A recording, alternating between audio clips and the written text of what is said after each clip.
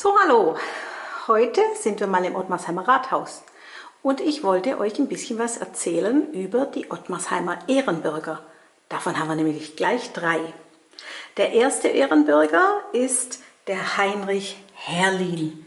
Er hat hier in Ottmarsheim die Jagd gepachtet gehabt und war ein sehr freundlicher Mensch. Hatte immer ein bisschen was in der Tasche an Süßigkeiten für die Kinder und hat auch sonst die Gemeinde immer wieder bedacht. Weil er unverheiratet war und kinderlos geblieben ist, hat er sich 1903 bereit erklärt, die Mittel zur Erbauung der gewünschten Kleinkinderschule der Gemeinde zur Verfügung zu stellen. Hat also eine schöne Stiftung eingerichtet. Und das hier war die Kleinkinderschule in den 50er Jahren. 1903 hat man ihm dann in großem Dank diese schöne Bürgerrechtsurkunde verliehen und überreicht. Der Christian Heckel war der zweite Ehrenbürger.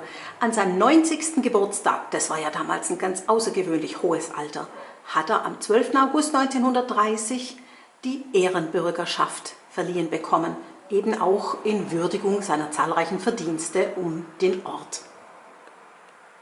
Er hatte eine eigene Postkarte. Ja, das war sein Haus und obendrin gab es den Eindruck: Gruß aus Ottmarsheim, Christian Heckel, Gemeinderat und Ortssteuerbeamter. Der Karl Luitle war Gemeindepfleger. Dafür hat man ihm 1935 das Ehrenbürgerrecht verliehen. Er war Gerber und Kaufmann und besaß das Haus in der Besighammer Straße 1.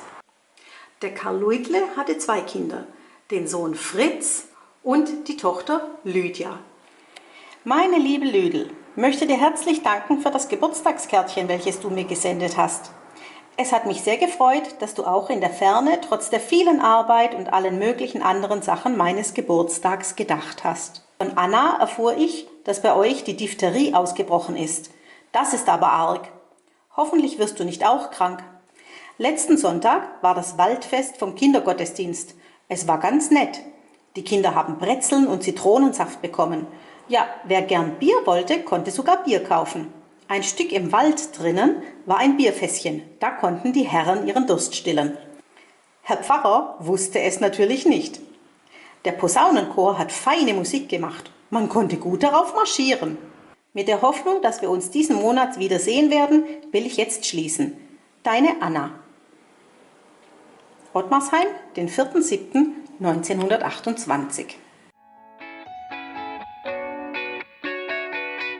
Hey Leute, hat's euch gefallen?